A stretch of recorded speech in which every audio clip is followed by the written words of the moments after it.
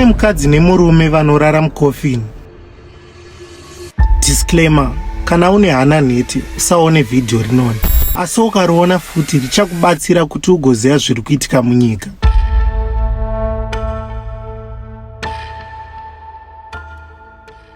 I know kuti muri kuda kuziva kuti sei achirara muCoffin, ende hama dzemukadzi akaroorwa nemurume anoti pamba pavo anorara muCoffin dzikuti chii, ende kuti akaromba here. Ramai muchiona vhidhiyo rinoni, mubvunzo yenyu yese ichapindurwa. Again, tange nyaya ino nchiti this is not a fictional story. Itori nyaya yechokwadi, harisi movie kana kuti drama, hakusi kuacta.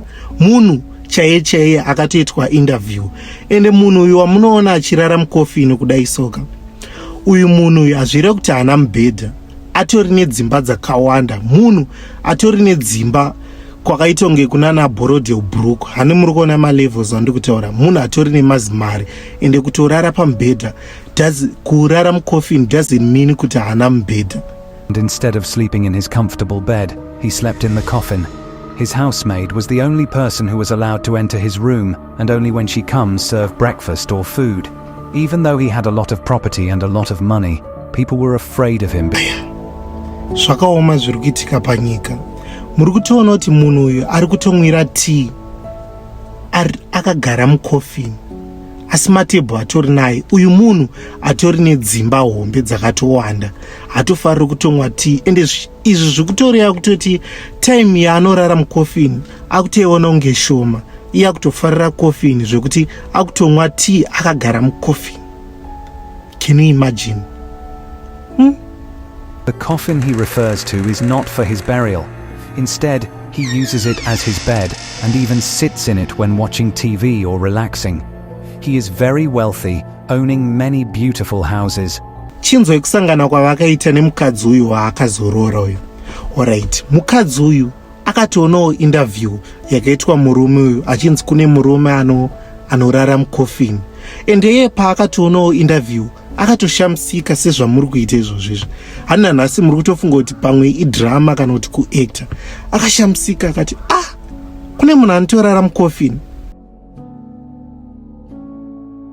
Papera madays musikana uyu apedza kuona interview, hameno chakamubata. Vekumachechi mondiudza kuti idhimoni here rakamubata, because iye angangogara achifunga murume uya waakaona kuinterview achinzi anorara muCoffin.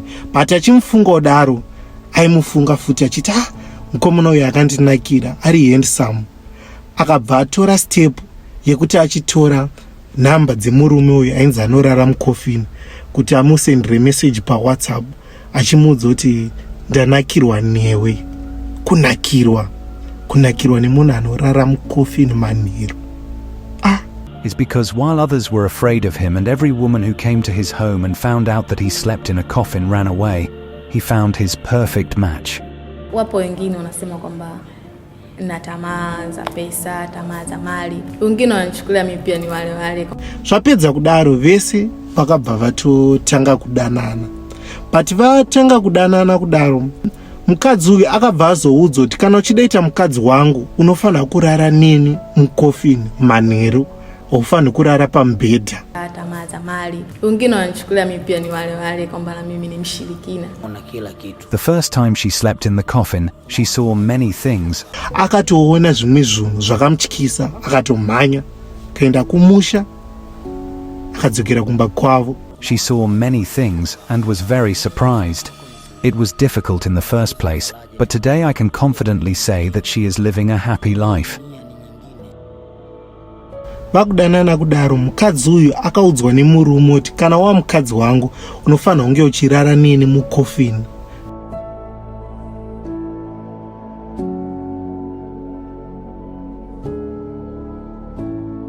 Mukadzi uyu akaudzwa nemurume kuti kana wamukadzi wangu unofanira kunge uchirara neni muCoffin manheru.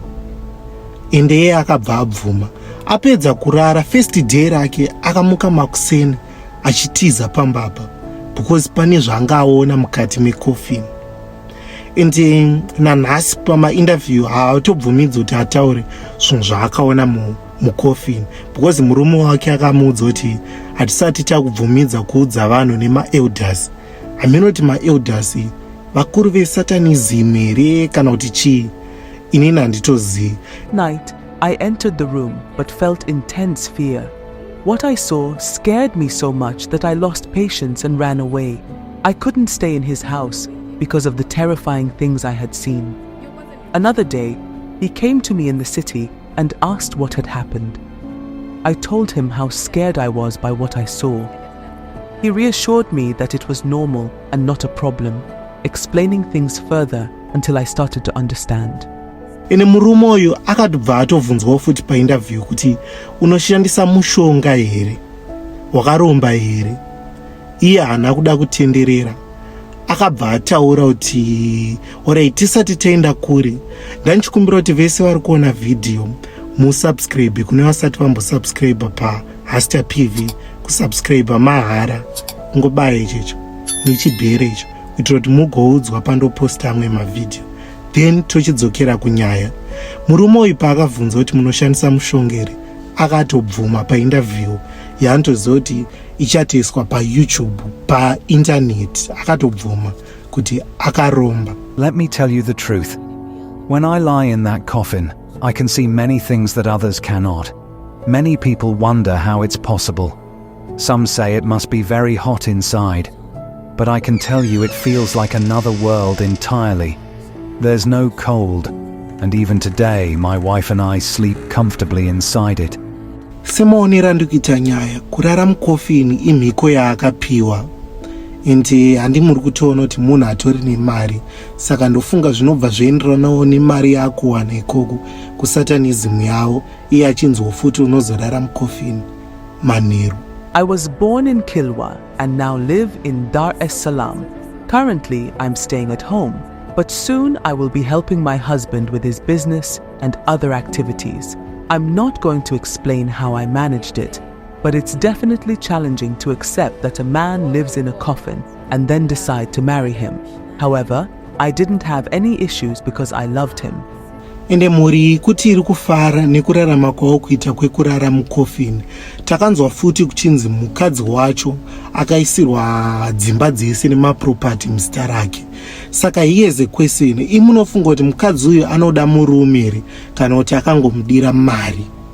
Ende futi mochinyorawo futi mucomment section chero zvinhu zvamuri kufunga pamusoro pevidhio rinoni. Ndoda ngozvinzwa, ndatokumirira izvezvi mucomment section. Chero day, chero time ramaisa comment, ndakatorimirira comment iroro. Thank you for watching. Musakanganwa subscriber. Hasta ndiye PV.